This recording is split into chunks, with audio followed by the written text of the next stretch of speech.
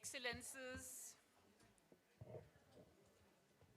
distinguished guests, ladies and gentlemen, friends, we will now begin the meeting.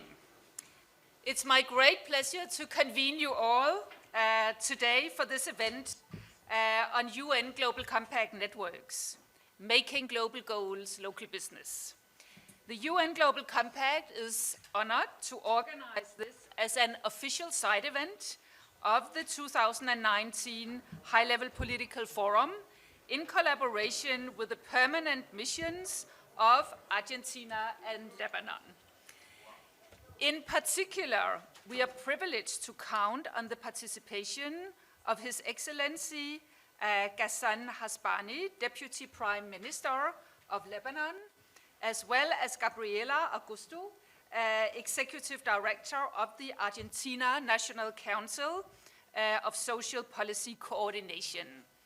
As heads of their respective delegations to the High-Level Political Forum, and speaking to this impressive audience of other heads of delegations and high-level stakeholders, we are sending out a strong signal on the essential role of partnerships for the global goals.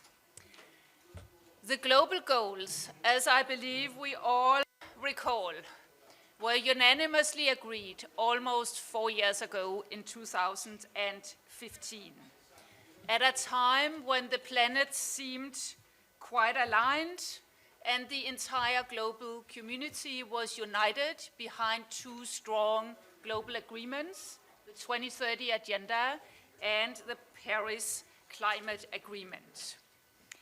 However, today, 4 years later, we find ourselves in a very different world. We are not yet on track to meet the 17 global goals. The climate crisis is intensifying. Tensions are very apparent over trade disputes across the world, forced migration, conflict, and growing inequalities. And also the very multilateralism of the world is under pressure. So it's interesting to see that business is well aware, of course, of this new global landscape. And in fact, for the first time in these surveys we do every second year with Accenture, political instability is the top concern and worry among CEOs worldwide today. So it's clear in this context, the challenges we face are too great for one sector to tackle alone. But thankfully, multilateralism can be bolstered by calls to action from both business, from civil society, academia, government, and many more. We must all work together as a coalition of the willing to solve these global challenges. So the Global Compact networks are making a great difference by helping companies understand what responsible business means within different national and cultural contexts. And more than that, by encouraging business to stand up to these challenges and to take action. And as we like to say across Global Compact, making global goals local business. This has been our slogan and our action for close to 4 years now, and it has led to more than 80% of companies within the Global Compact taking action and being aware about the goals, and more than 70% of these basing their SDG action on our 10 principles.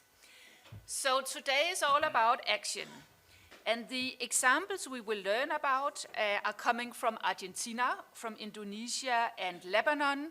And they will provide examples and give us a taste of how our networks are engaging in policy dialogue and contributing to collective implementation of the global goals across the world.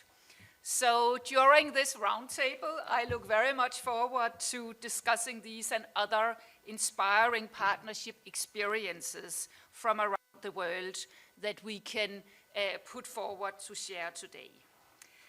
So the responsibilities of solving the world's problems clearly cannot be left only to the private sector, even though we rely a lot on businesses across the world to be part of making the global goals a reality.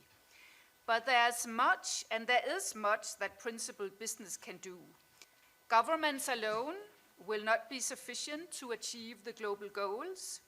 And as we approach the decade of delivery of the 2030 Agenda, we must make sure that both the goals and the Paris Agreement are top priorities.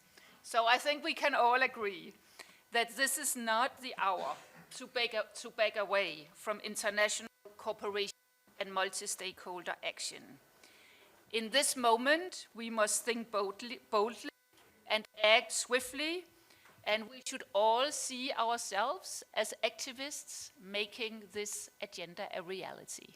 So with these words, I would like to hand over to my Chief of Staff, Melissa Powell, to facilitate the meeting. Over to you, Melissa. Great, thank you very much, Lisa. Thanks very much. Excellencies, ladies and gentlemen, I have the honor to be the moderator for today. Thanks so much to all of you for your time. We really hope that you walk away from today's event with a better understanding of how the Global Compact, both globally and locally, can work closely with governments to help them achieve the Sustainable Development Goals. We really look forward to hearing from a number of our local networks, just a sampling, just an appetizer, I should say, of what the Global Compact can offer. But we know that this high-level political forum week is very busy. We know many of you are rushing from meetings to meetings. So I'd like to introduce my sidekick over here, my wonderful colleague Mame, who's going to help me to make sure that we stick to time. And out of respect for all the speakers, I'd encourage our speakers to really stick to the time allotted. We have a card that warns you for the 1 minute. I know we're all very passionate about our work. But then when you see the red card of thank you, I'd encourage you to wrap up. So I know sometimes it's difficult, but keep an eye out for Mame, and she'll help me to keep things rolling. So without further ado, it's truly my honor to introduce and give the floor to His Excellency, Mr. Hassan Hasbani, who's the Deputy Prime Minister of Lebanon. We'd like to turn the floor over to you for your opening remarks. Thank you again. Thank you very much. As always, it's a great pleasure to be here today. Monsieur, Excellencies, distinguished guests, indeed it's an honor for me to join you and be able to share with you some of the experiences that we've had with Sustainable Development Goals together with the Global Compact Network in Lebanon, the private sector particularly, an inclusive process that we've adopted in the country from a whole of society approach for SDGs. Having developed the VNR by engaging multi-stakeholders and taking a whole of society approach, including government, private sector, and civil society, we've embarked now on the development of an SDG strategy for 2030, which should be launched by the beginning of 2020. We're making up for the time lost, but we're lucky to have a Global Compact network that is very active in Lebanon, has done quite a lot of work to advance the work already within the private sector environment prior to the government being engaged with that. For a country such as Lebanon, facing challenges at multiple levels, including a refugee population being the largest in the world compared to its own population, combined with a challenging fiscal and economic situation, it is of paramount importance to create a development roadmap, the principle of leaving no one behind, and creating sustainable economic and social growth. The SDG framework is providing a unified platform that everyone has a stake in and can gain consensus in a complex, multi-party, multi-confessional environment like Lebanon. This shared responsibility has been definitely extended to the private sector, where organizations not only embrace corporate social responsibility as a goodwill activity or an act of goodwill, but evolve to integrate sustainability in their core business. And that's the objective we're all aiming for. The Chamber of Commerce in Beirut has been engaged with the National SDG Committee, which is chaired by the Prime Minister himself and co-chaired by myself, the Deputy Prime Minister, in addition to an active engagement of a large number of companies with the Global Compact Initiative. We've no doubt that development means different things to different countries, depending on the stage they're at. However, the SDG framework has something in it for everyone. Given that societies, no matter how different they are, they all share common needs and a global system that thrives by having each of its components develop in the right and same direction. This is a global responsibility shared by all of us, and the SDG framework has provided a common platform for all to synchronize our approach for creating a better world. Lebanon is certainly beginning to see the benefits of sustainable development goals, and we do hope to have a successful development of strategy and to expedite its implementation over a 10-year period with all the support that we've received from the United Nations, from the Global Compact Network, and from all the countries who are friends of Lebanon. I'd like to reiterate my thanks and appreciation for everything that you have done within this group in advancing the thinking of sustainability within the private sector, because this is no longer a government discussion, it's a whole of society discussion, and the private sector is playing a major role in that responsibility. The whole world is moving from a duality of economic models to a singularity of one model, a socially responsible free market economy in a sustainable world. Thank you very much for being here, and thank you very much for listening.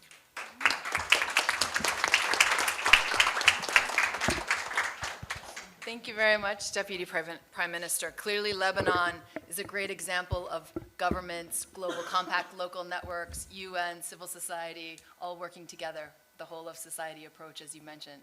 Thank you for that. I'd now like to give the floor to Ms. Gabriela Acosta, who is the Executive Director of Argentina's National Council of Social Policy Coordination. You have the floor, Gabriela. Thank you. Thank you. Oh, okay. Thanks.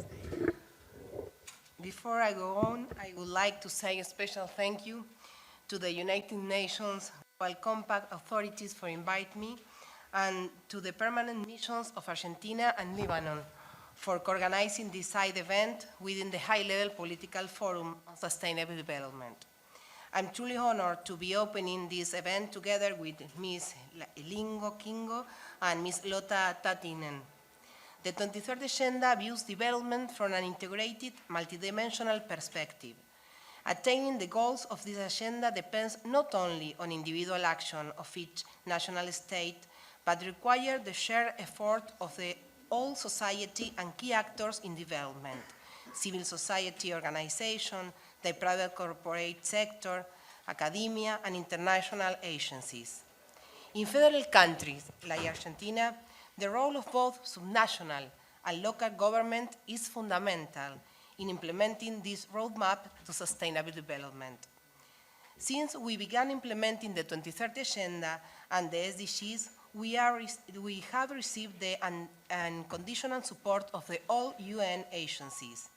Early on, we made an alliance with the Global Compact Network in Argentina to coordinate efforts to involve the private sector in national implementation. Thank you very much, Flavio. Since 2016, this commitment has led to events and actions carried out with the CEOs of Argentinian companies, representatives of business chambers, public functionaries, and company foundations, along with the national implementation process. When presenting the first voluntary national report, the national government invited the president of the Global Compact Networks to join the Argentinian delegation at the 2017 High-Level Political Forum. She was granted a space to share her vision of the private sector in adaptation process undertaken by the country. Since 2016, we have also carried out consultation with the private sector and have so far contacted more than 150 CIOs and companies directors associated with the United Nations Global Compact to elicit their vision on the role of the sector in achieving the goals contained in the agenda. From the results of these consultations, we can reveal that 96% of the companies understand the relevance of their role in attending the SDGs. In this regard, it has also been proved that for the business sector in Argentina, the most important goals are decent work and economic growth, quality education, good health and well-being, and responsible consumption and production.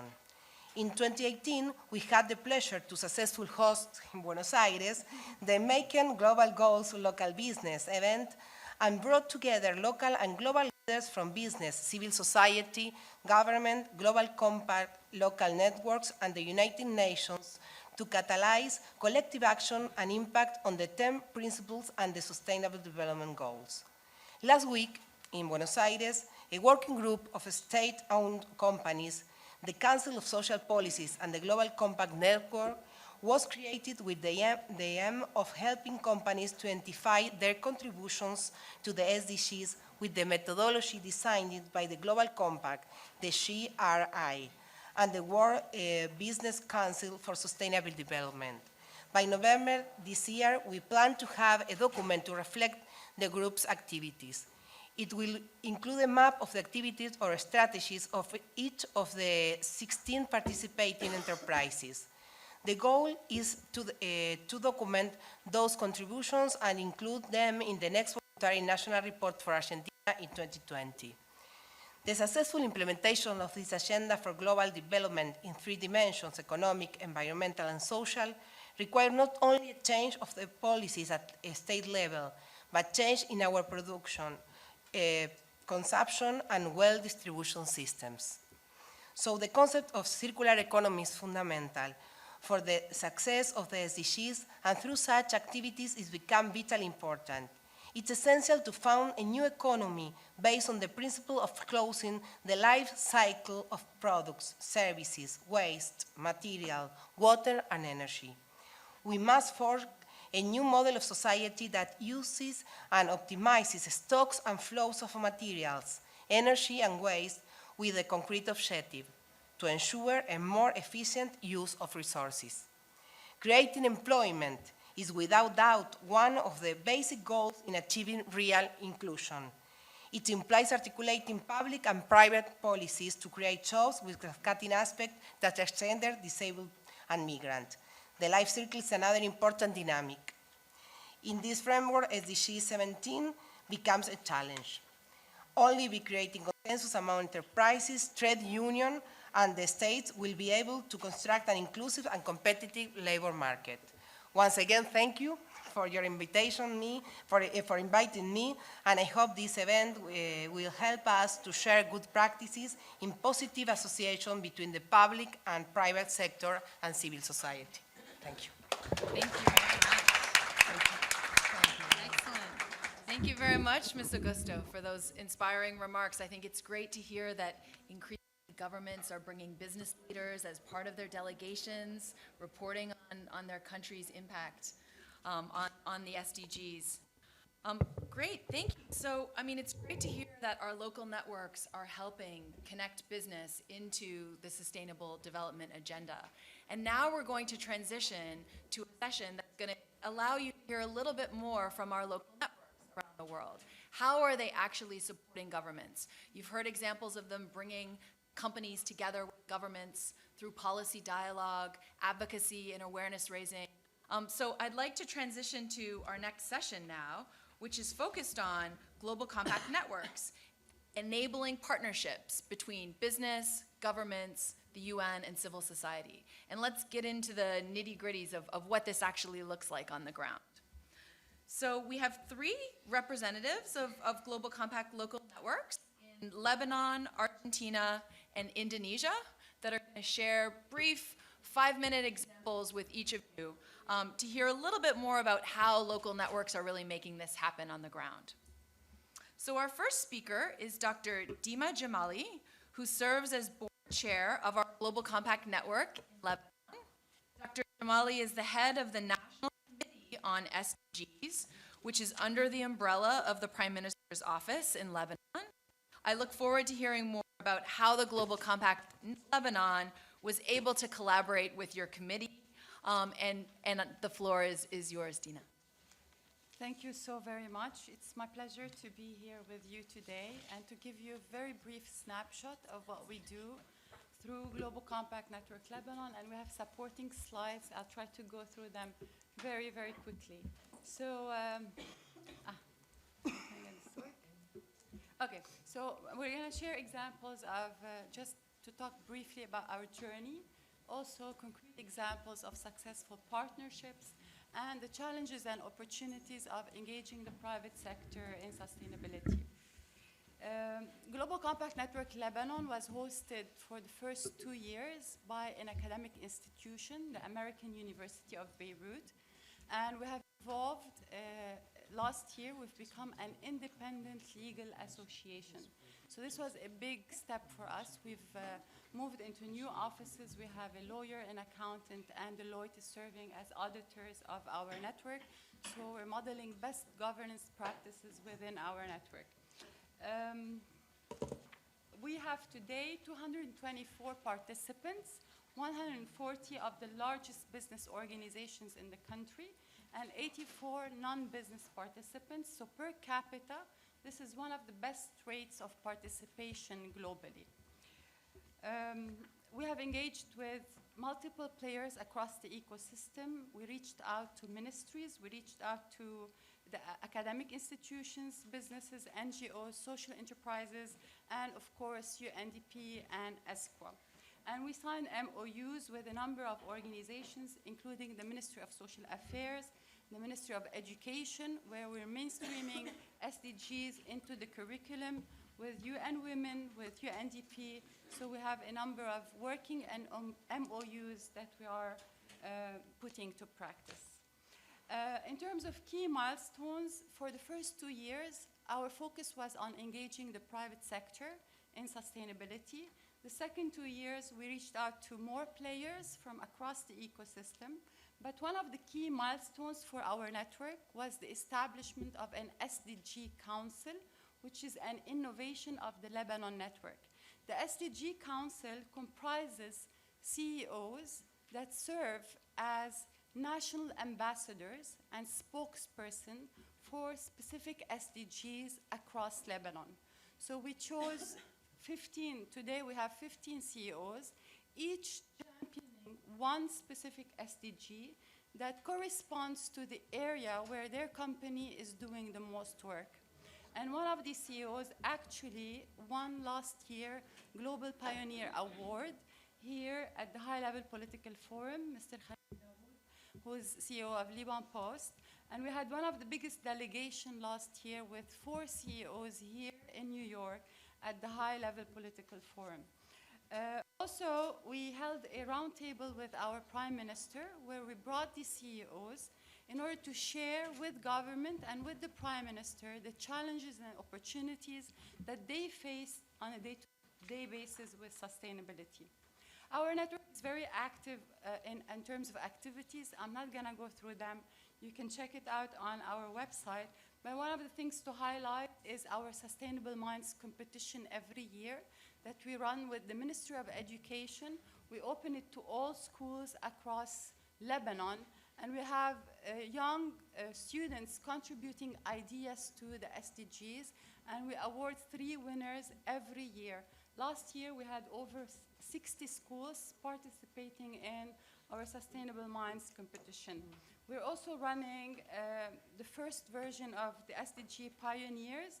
This year we have a national SDG Pioneer, and we're running SDG Milestones Awards also to encourage the private sector to keep pushing with progress.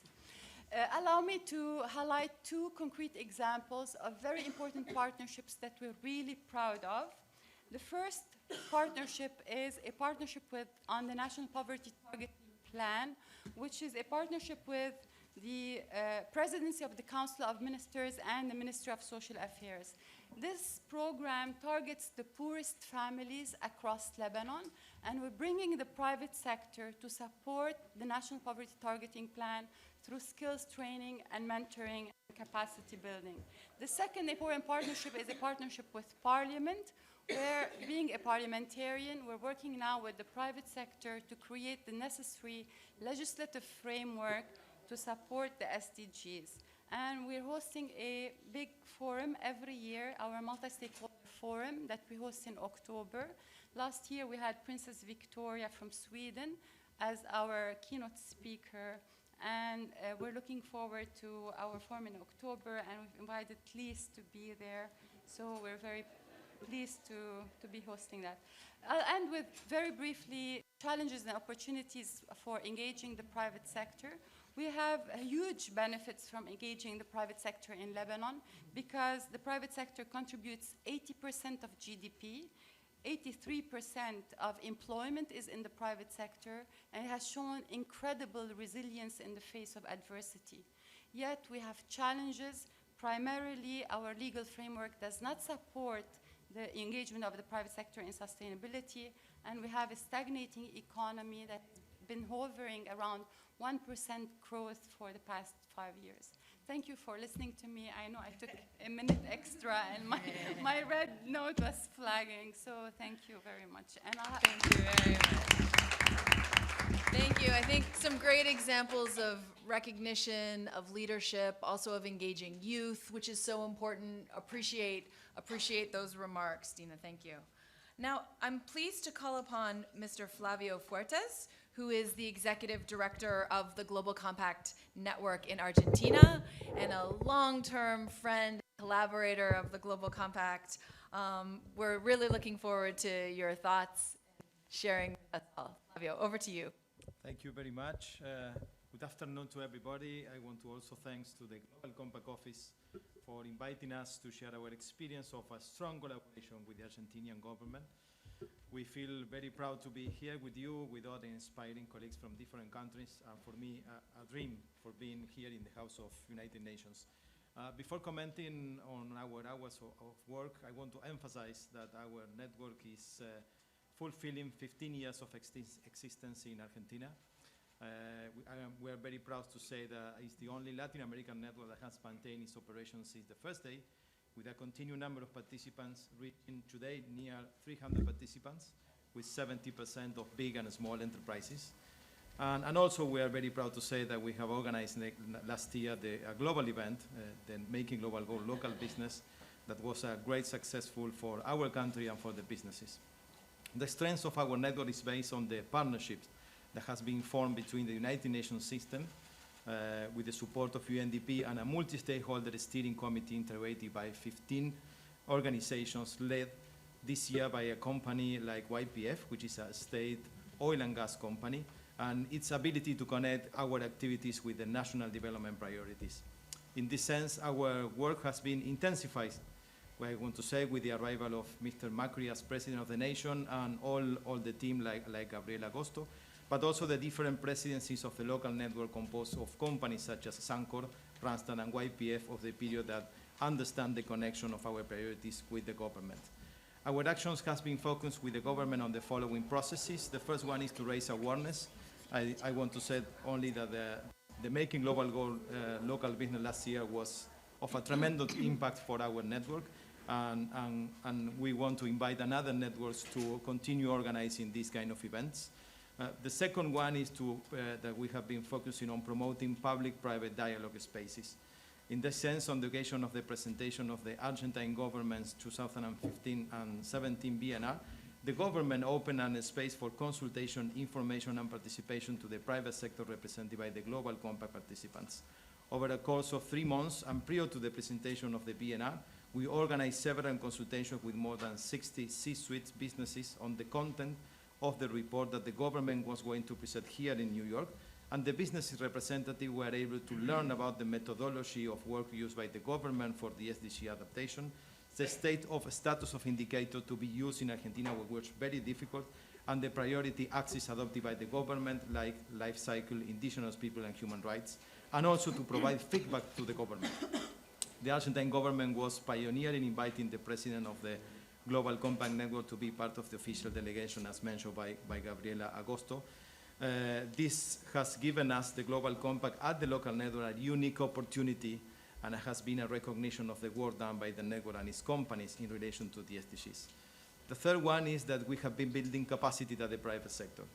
Last year, our local network, together with UNDP and the team of the government, presenting a report with the contributions that Argentinian companies are already making to the SDGs.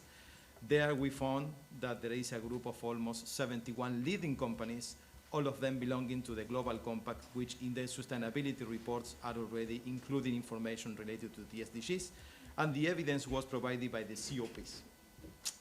In that report, we found that there are at least 5 SDGs that receive a lot of attention from companies, like quality education, decent work, climate action, production and sustainable consumption, and the fight against poverty. And finally, we want to say that in a new exercise of openness, leadership, and innovation, the Argentinian government has decided to launch a project related to state-owned enterprises, which means that the country is not only committed with public policies, but also to use the power of the state-owned enterprises to align with the agenda. The objective is to map the contributions that public or state-owned companies are making to the SDGs and to include this information in the next BNR. To this end, it has been requested the assistance of the local network to co-coordinate with the government this working group that was launched on July 5 with the participation of 17 public companies. Our network will provide support using the methodology containing the SDG Compass to guide that companies to understand, prioritize, implement, and communicate the contribution to the SDGs in Argentina. To finalize, we want to say that the collaboration between the Global Compact Argentina and the Argentinian government has been fruitful and intense in the last 3 years and a half. A basic and fundamental condition for this has been the openness, leadership, and commitment by Gabriela Costo and her entire team that has shown to the Global Compact companies. They opened the doors for Global Compact participants to improve the capacity to interact with public policy decision makers, align the CSR program and strategies with national development priorities, and to intensify the opportunities for new partnerships. For us in the local network, aligning our activities and resources with clear and accountable national development priorities is a must, and is, of course, part of the value added that our participants, but also an issue for differentiates the Global Compact for another CSR initiatives in the country. Thank you very much.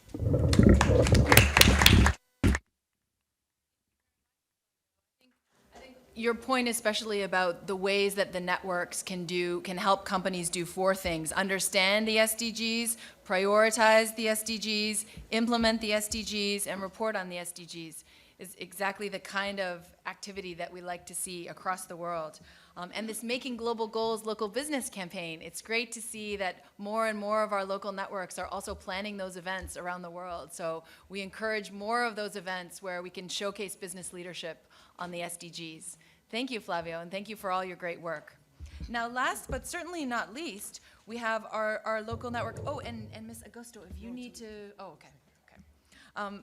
So last but certainly not least, we go to another region now. We're going to Asia with our colleague from Indonesia. So I'm very pleased to welcome Ms. Josephine Santoyo, who's the Executive Director of the Global Compact Network in Indonesia. The floor is yours. Over to you. Thank you, Melissa. Excellencies, ladies and gentlemen, distinguished guests, Indonesia Global Compact, or we call ourselves IGCN, is a local network of the UN Global Compact, which was launched in 2006. Currently, we have about 84 participants and signatories, consisting of 65% business, and the rest is NGO and academia. For my intervention, I will provide a quick overview of the Indonesia Global Compact Network, then elaborate on our role in cooperating with the various government ministries, and finish by discussing our work in two topics, which is human rights and water, among the many on our agenda and programs. In 2019 to 2021, IGCN has 6 Sustainable Development Goals focused thematic programs, among others on business and human rights, on business peace, women empowerment, better living environment, business ethics and governance, sustainable finance, quality education. In our Business for Peace thematic, we also have new focus, which are aging and people with disabilities. And in our better living environment, we have 2 new focus, which are sustainable ocean and circular economy.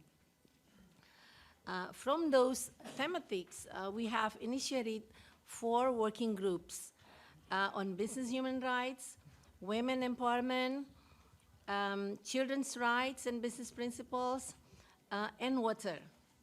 We also work with various government ministries and with the Ministry of National Planning Board, Bappenas, in support of the SDGs implementation. IGCN is one of the initiators of the Indonesia Philanthropy and Business for Sustainable Development Goals. In short, we call it FBI for SDGs. It is a business pillar and business and philanthropy pillar in support the SDGs implementation. Now, some of our support toward Bappenas, among others, we provided trainings for companies on how to provide data to support the development of National Action Plan for SDGs. We participated in defining national indicators for SDGs, as well as conducted workshop on, sorry, report on the SDGs and also for the voluntary national reporting. And in the areas of human rights and water program, IGCN has conducted many programs on business human rights, women empowerment, business and children's rights and water, several others.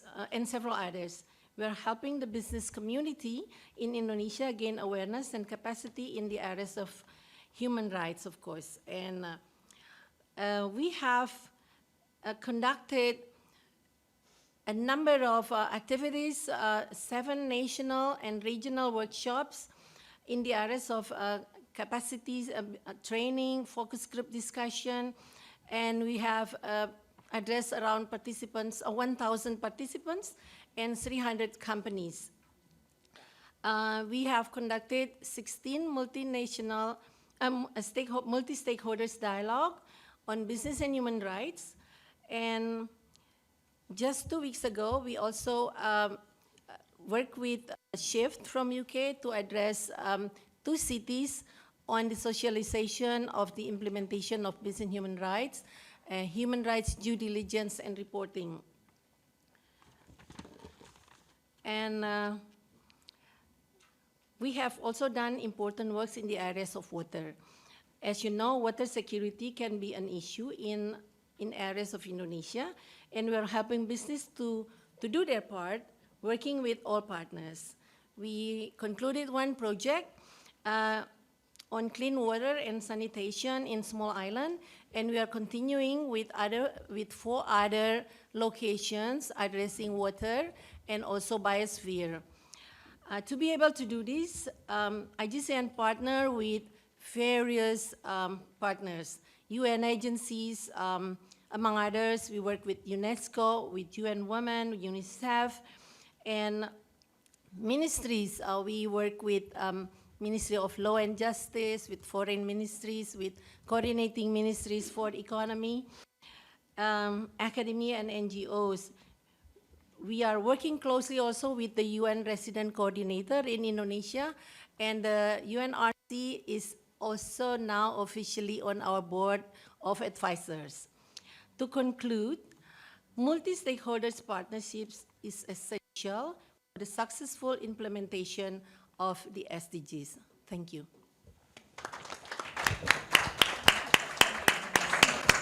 Thank you. Thanks very much, Josephine. We really appreciate that. I think hopefully through these examples from our local networks, you will have heard examples of advocacy, awareness raising, capacity building, policy dialogue, and actual partnerships. Clearly, this is really where the action is happening and really where we're moving the needle on the SDGs.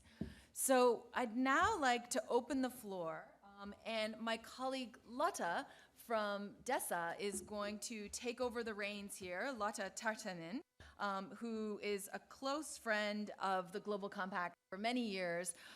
She's the Chief of Outreach and Partnerships from the Division of the Sustainable Development Goals at DESA, and she's going to moderate the open discussion session. Lotta, over to you. Thank you so much, Melissa, and to Global Compact for inviting DESA to be part of this discussion. We are absolutely delighted to be here. And thank you to all our speakers. You have really provided some very inspiring examples of local, national level partnerships and how you can facilitate these partnerships.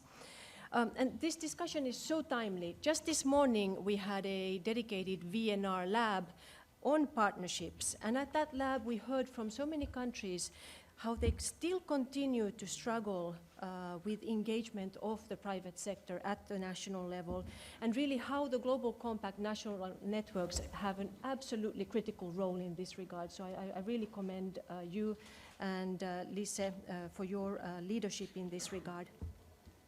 Now, we are delighted that there are so many distinguished delegates here, including from countries where Global Compact has networks. And without further ado, let me now give the floor to our first lead discussant, who is Mr. Diani Sadiawati, who's Special Advisor at the Indonesia's Ministry of National Development Planning. You have the floor, madam.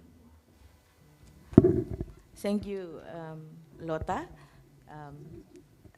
Ladies and gentlemen, we recognize that the SDGs will be successfully achieved when we leave no one left behind.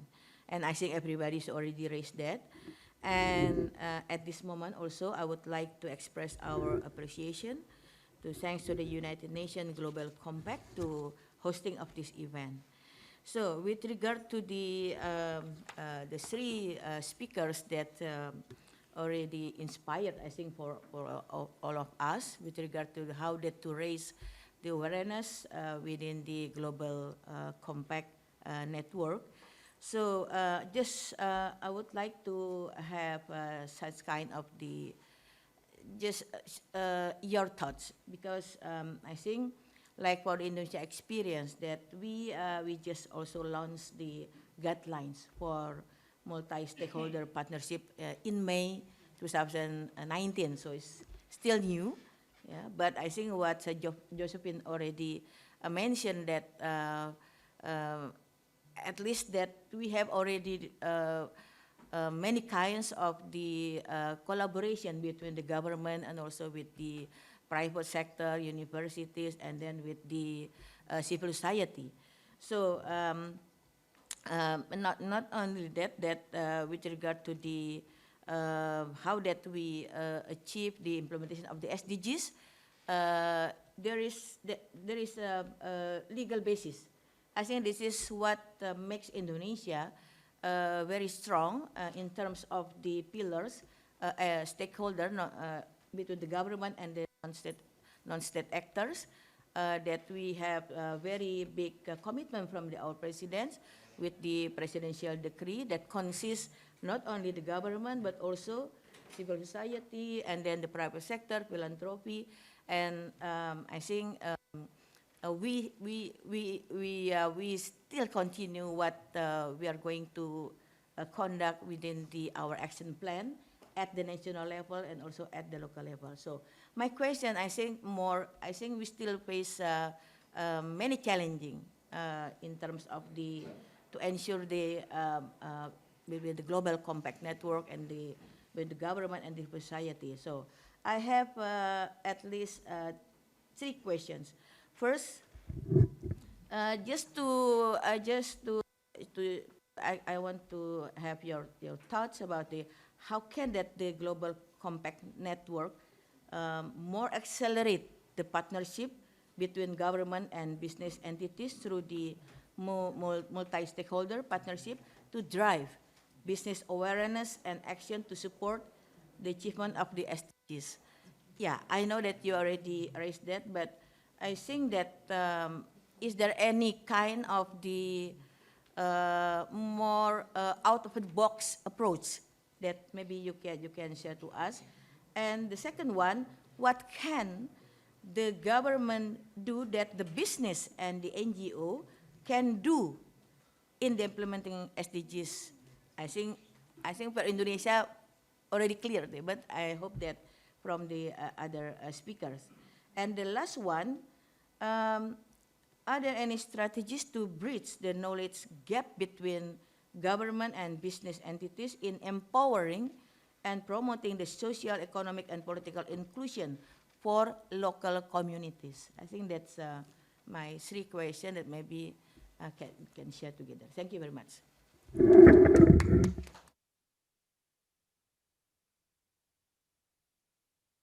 Thank you so much, Madam. Thank you for taking the initiative and asking concrete questions from our distinguished panelists. And this is really the opportunity to hear from you answers to some of the common challenges that many of the governments who are here face. So now let me give the floor to our second lead discussant, who is Ms. Lise Kurbiel, who is head of the Joint SDG Fund. Over to you, please. Thank you, Martha, and good afternoon, colleagues. I am looking for my timekeeper already so that I know where she is. I'm going to beg your indulgence for 3 things that I'll do in about 4 minutes. The one is, what is the Joint SDG Fund? The second thing, what is it not? And number 3, why in the world are we at a global compact event? The Joint SDG Fund is one of the newest tools in the Secretary General's toolbox for UN reform. This is going to change the way we do business at the country level. That means that we're not going to work in silos. It means we're not going to work independently, that we're all going to work under one united resident coordinator who's going to bring the UNICEFs and the UNDPs and the ILOs and the civil society and the government colleagues together so that we can work along national development plans, we can work in alignment to reach the SDGs. Why?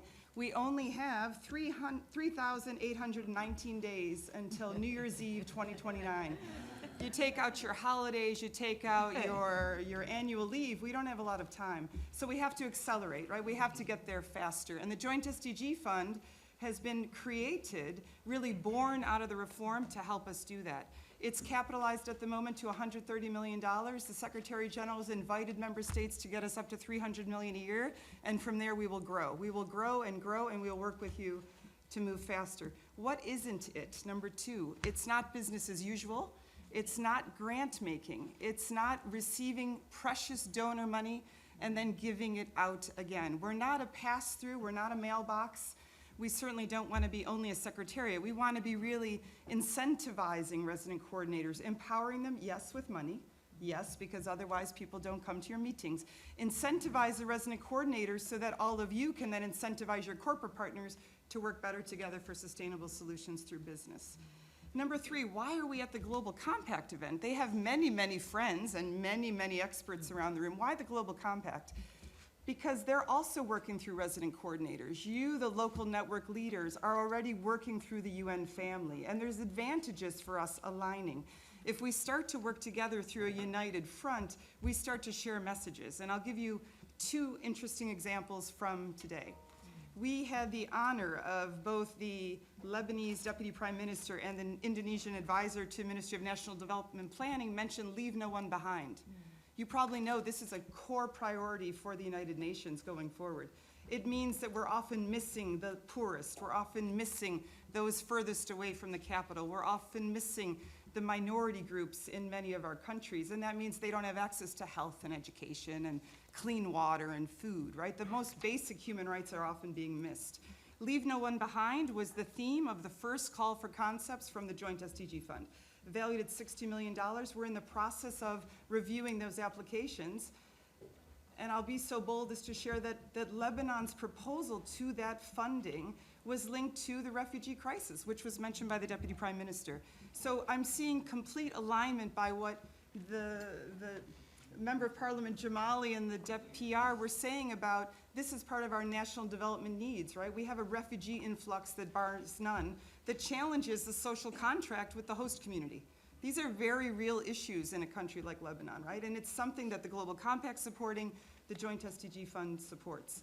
And the second one is our next call for concepts is around innovative finance, catalytic investments, the world of the Global Compact, the world of CEOs and boardrooms and trillions of dollars of assets that are currently being managed by pension funds, our pension funds, the money that we're trusting them to, insurance firms and the rest. So if we can start to share and learn from one another, I think we can get much further. Where's my time? Yeah, thank you.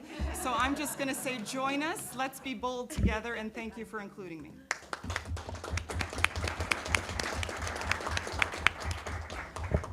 Thank you so much, Lisa, for those dynamic remarks. And now, colleagues, we face a challenge because we have about 15 minutes remaining for an interactive discussion. So I now throw the challenge out to you. Please be very brief in your remarks. Please make concrete questions or recommendations or give concrete examples of how you have engaged with Global Compact networks and partnerships. We'll take a round of comments and then we'll give the floor back to our panelists to quickly respond. So first on my list is the representative of Cameroon. Thank you for recognizing me. 3 quick points. The first one is words of appreciation for inviting us. And I would like to commend those who have made a great presentation about their experience with Global Compact in bringing together stakeholders who are certainly part of this journey towards 2030 agenda. Let me quote Liu Zeming in the Sustainable Development Goal report of this year. The most urgent area for action is climate change. If climate change is the most important area where we need action, climate change does not make difference between government, private sector, civil society, and regions, which is a very strong call for partnership. And this is the reason why we highly appreciate the initiative of Global Compact, bringing together all these stakeholders to really address together in partnership, boldly, swiftly, these development issues. I've listened to the presentation and I really I'm very inspired by the experiences. One question I would like to put is, since private sector represent averagely, sometimes around 80% of GDP, around 80% of jobs creation, has your experience led to greater financial support from the private sector to advance the agenda of 2030 development goals? This is the question I would like to put. If it reflects their commitment in terms of being part of this journey in the long run. I thank you for your kind attention. Thank you so much for that.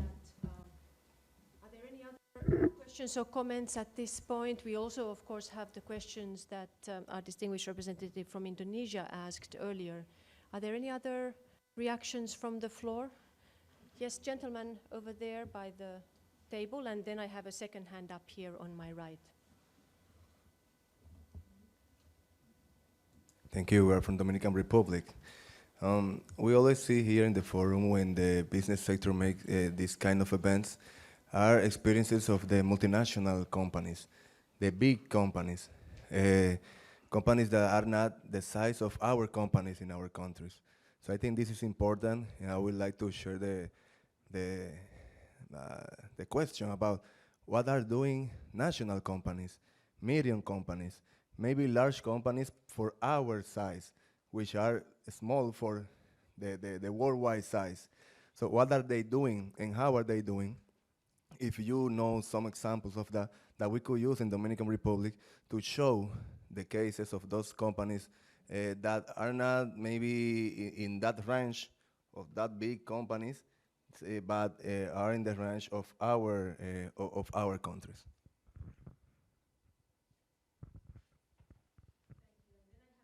Question here at the back. Thank you very much. Thank you for the presentation. I'm Ansha, I'm from Indonesia.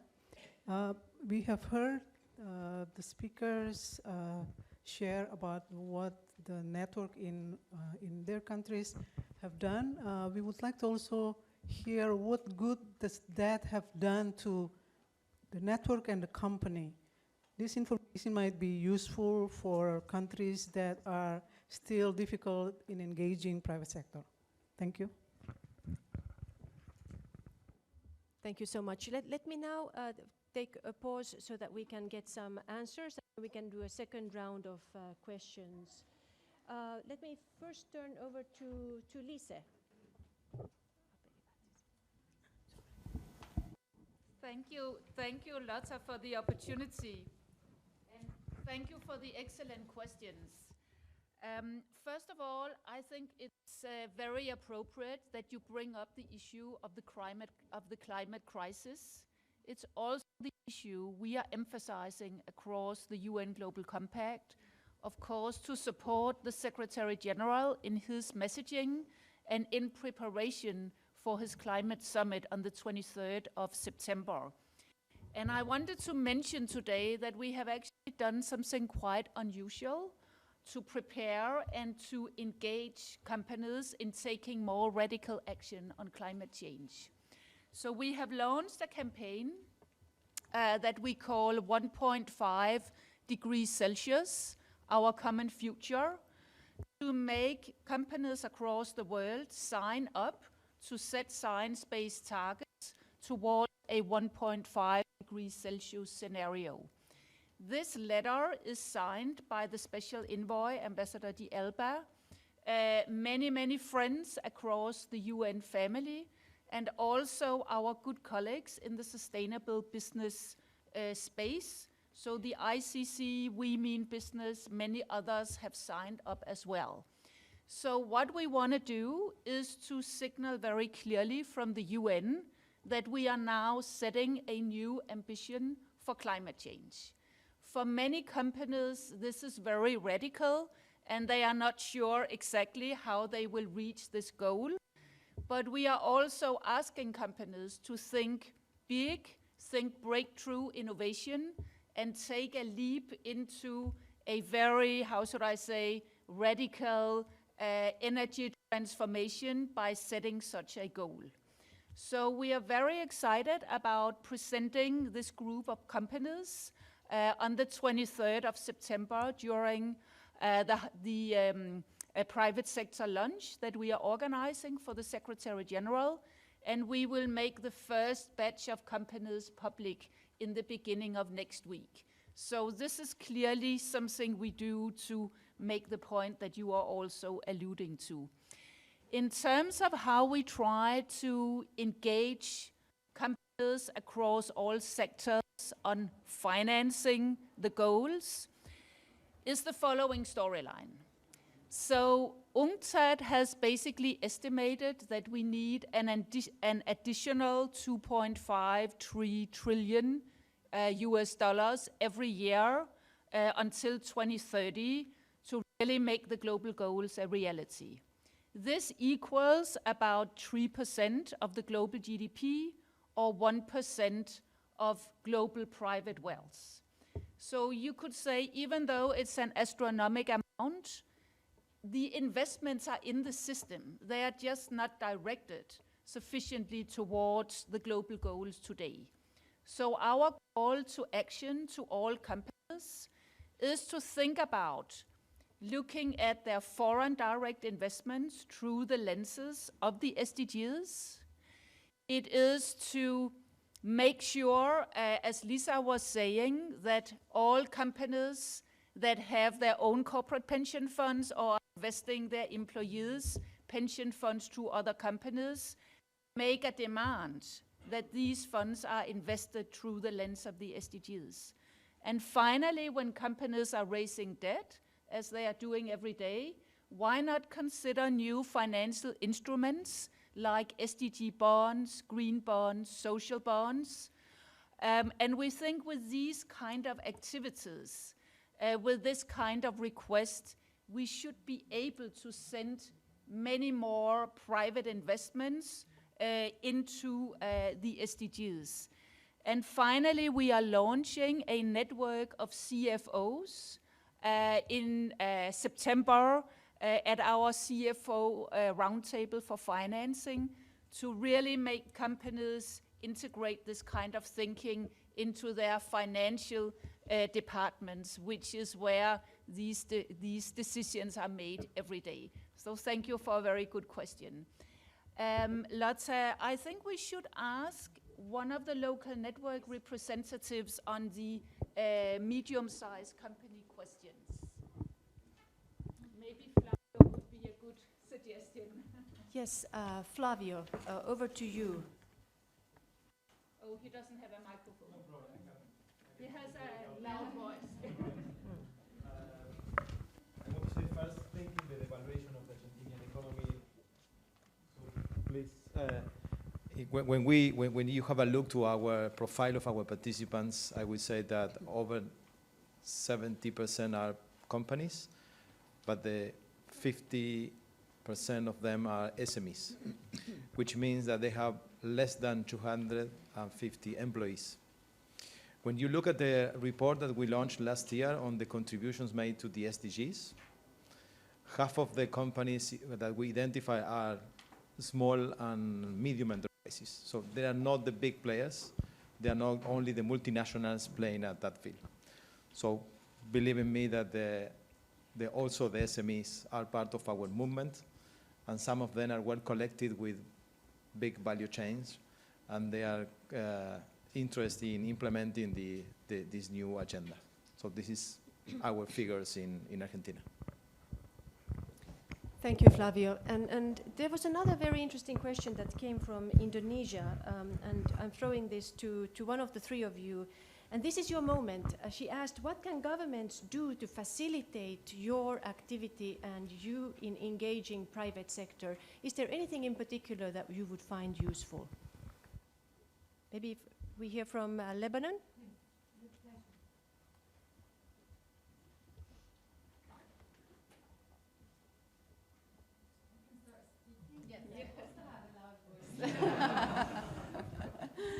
So basically, I think that there is a lot that governments can do that the Global Compact cannot do. And for us to really see accelerated progress for the goals, we need this concerted action. The Lebanese government is doing quite a bit. So we've set up a committee, a national committee, which comprises representatives of all the ministries in Lebanon. So we're bringing the public sector on board. We're engaging with municipalities. And as Deputy Prime Minister Hasbani said this morning, we're setting our first 2030 national strategy. So the government is leading on the SDGs and taking this agenda very seriously. And so where does Global Compact come in? It comes in to complement what the government is doing and to connect the dots. I think that we need the Global Compact to raise awareness, to engage the private sector, to engage the youth.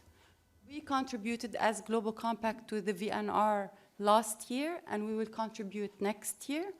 We plan to contribute to the setting of this UN 2030 strategy for Lebanon and to have a key role in it, but primarily and mostly is to mobilize the private sector for playing a concerted role. So what we need to do really is to connect the dots there are all these players have to do their bit.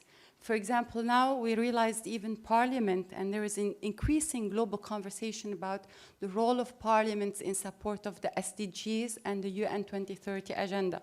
So we need government, we need Parliament, we need the ministries, we need the private sector and global compact, we need civil society, we need academia, we need our youth, and we need to bring all these players together, and this is the challenge in each national context, in my opinion.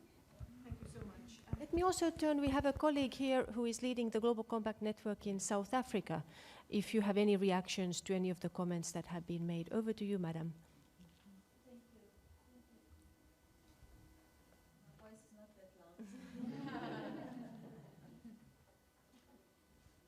So just following up on what she had said, in terms of our context in South Africa, we have our VNR process coordinated from the presidency. And there's a minister within the presidency who then directs and approached UN Global Compact to work with private sector. Out of there was a lot of learnings that came out of our VNR process. Primarily, it actually highlighted that there's a need for further action, further engagement, and a more extensive and inclusive process that can bring in the various other stakeholders in the process.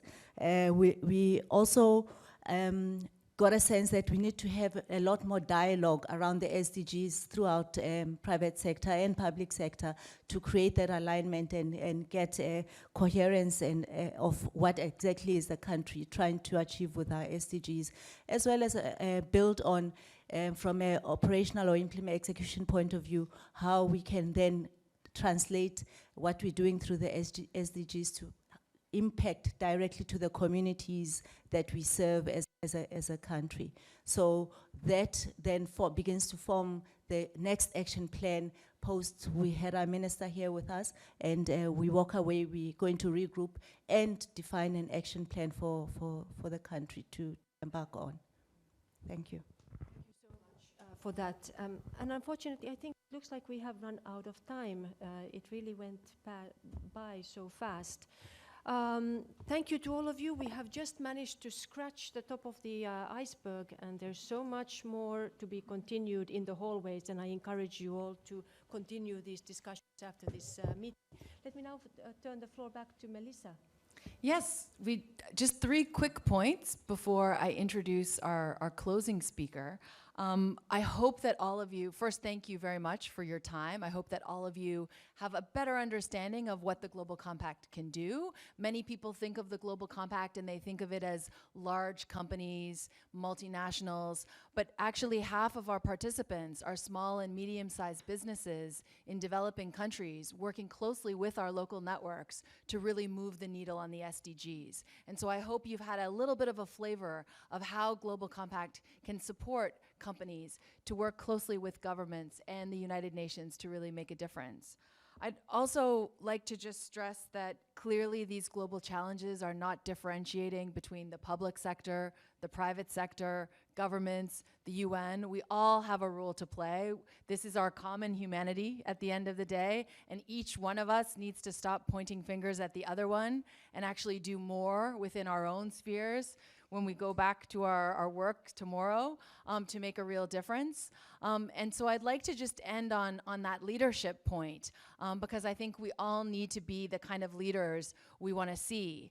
And that gives me a really nice transition to our closing speaker, a leader that I really admire, Alicia Barcena, who's the Executive Secretary of ECLAC, and who has a wonderful wealth of experience to bring to the conversation. And so, Alicia, we are happy that you are our closing speaker today.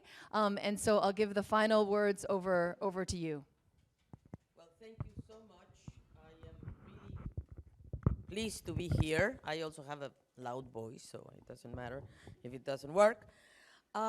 I want to thank you, the Global Compact. You have done an incredible job to try to really bring on board the private sector, I would say of all sizes. And I have to thank the Kingo, you, Melissa, and of course all the national Global Compact, the local networks actually, because this is a tremendous job. Let me tell you where I see an opportunity for us to work. All the 5 regional commissions, we are convening a regional forum for sustainable development. And you were there, Jorge, I think you participated with us. And of course, Gabriela Agosto in the Latin American and Caribbean Forum. We just had it in April. We had 150 members of the private sector in that forum. And 8 of them were very, I would say, active panelists that brought to the table and to the attention why is it good business to participate in Agenda 2030? Why is it good business for the countries and for not only for the private sector, for everybody? And what were the lessons we learned from this participatory process in these regional forums? And each region has its forums, because you have it in Africa, you have it in ESCWA, you have it in Asia Pacific. So I think we should have you should be with us, of course, and you have been with us, actually, and your members, and of course, DESA has been with us as well. What are the first things that we discuss? How do we change the conversation between the private sector, the governments, and the civil society? Honestly, we need to change it. Business as usual is not working. And if we don't change the conversation profoundly, we're not going to be able to this is not business as usual at all. So the conversation has to change in what sense? Private sector and the civil society and the national governments should talk about what are those sectors, what are those economic activities that can bring us more quickly to the completion of Agenda 2030? What is the changes of the paradigm? What is the paradigm shift? Or do we want any type of energy, or we want renewable energy? Do we want any type of transportation, or we want electromobility? I mean, let's put our stakes high, but let's sit together, like in this table, to agree upon what are the most important needs every region has where the private sector can make a difference. In my region, for example, there is plenty of inequality, no? The 20% of the highest income is receiving 45% of the productivity gains of GDP. No, it's not a matter only of poverty, it's a matter of inequality. The top 10% has wealth concentration and income concentration. So we need to change that conversation with the private sector. The private sector says, no, I'm not willing to pay any taxes. I'm not willing to, no. So come on, give me a break. And let me tell you the sectors in which we have opportunities. Of course, there are some opportunities that we need to grab, and one of them, for example, is health taxes. We have done very, very, I would say, thorough study for Latin America and the Caribbean on how to expand the fiscal space. But this has to be done together with the private sector, because they are the ones who are lobbying against it. But the society needs this. The society needs to avoid sugar, or to reduce sugar consumption. The society needs to reduce fossil fuels. So why don't we come together around the table and say, okay, let's work together on these couple of things, private sector and public sector, because otherwise our actions are going to be very dispersed. The second priority is we need to create employment. Yes, we do. And so what we need to do is to bring the private sector around the table and say, okay, are you creating employment or not? Because the small and medium-sized companies are the ones who create mostly the majority of employment, but they are normally in the low productivity side of the equation. So how do we bring them up? And today, education has changed completely. It's not that I'm going to study from 5 years old to 25 years old. Forget it. You have to study, work, study, work.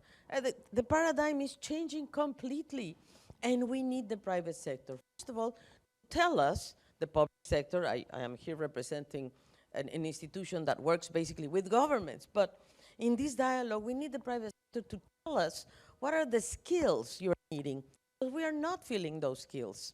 So that's a problem. So let's talk about it. We just finished a study with OECD, and we found out which are those sectors in which the private sector is needing people, and we are not. We have to then align the education and the training and whatever in this discussion.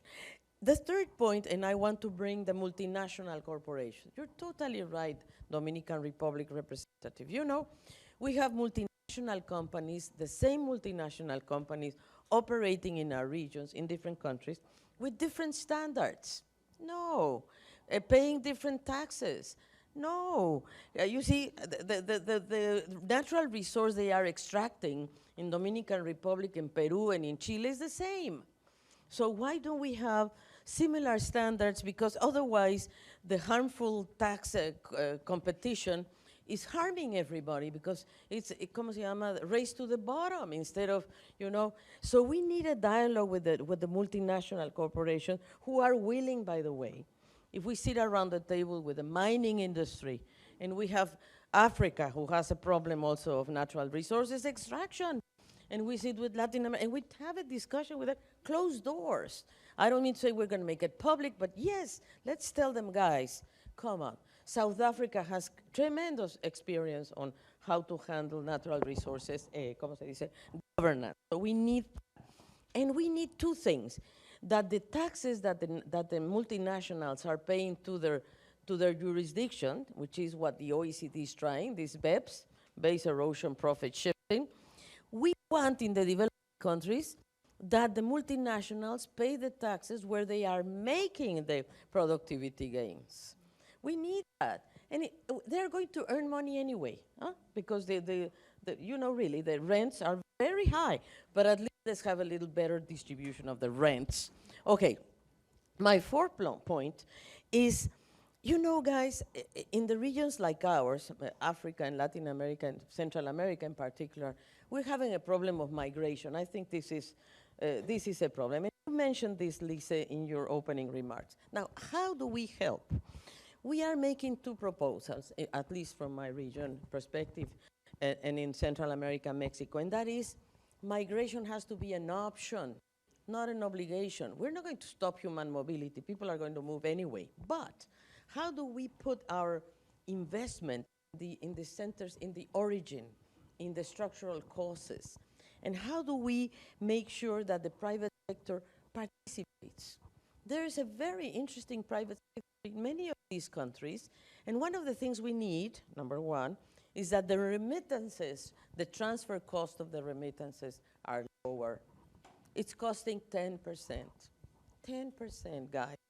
The poor migrants of the world are sending back home their money, paying 10% of transaction costs. Don't you think we can do a little bit better? I think so, right? And then the social security. The migrants would be willing to pay the social security of their families and of themselves, either to the public system or to the private system. Can't we agree on something like that? Because I tell you, a migrant here might be very happy to go back home, but not very happy, actually, but will go back or whatever. But if his family or her family has social protection and has agreed on some type of, so this has to be done with the private sector. These are the things we need to discuss. And to end my remark, because I could spend the whole day, and I won't, of course not, is that your campaign of 1.5, I love it. We're going to have the COP25 in Chile, and I want all of you to come. And ECLAC is based in Chile. So of course we are ready and willing to help and organize whatever the Global Compact wants to do, and the social and the networks and these Global Compact local networks. Let me put you an example of Chile, the place I live. I'm not Chilean, but I'm almost, because I've been there for many years. But you know what they did? They made business with Italy, with a company of Italy, NLX, with China. The buses are the electric buses that are produced in China.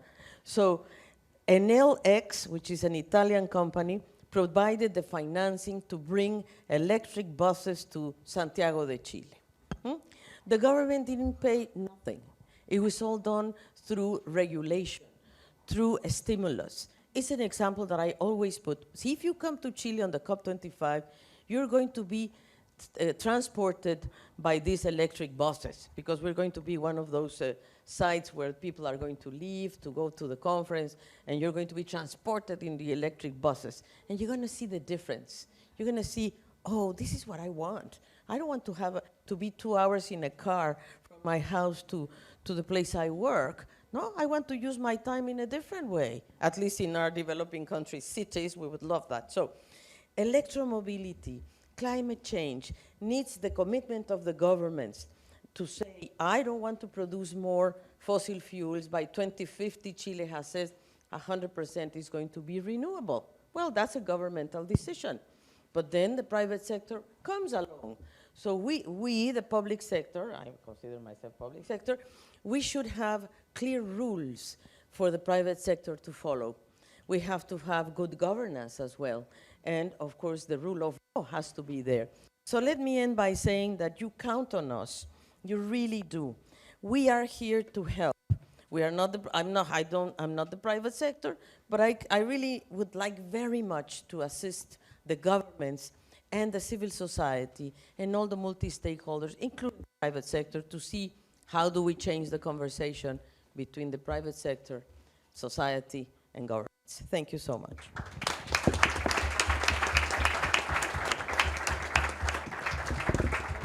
Thank you very much, Alicia. You don't disappoint. Thank you to everyone, and enjoy. Thank you.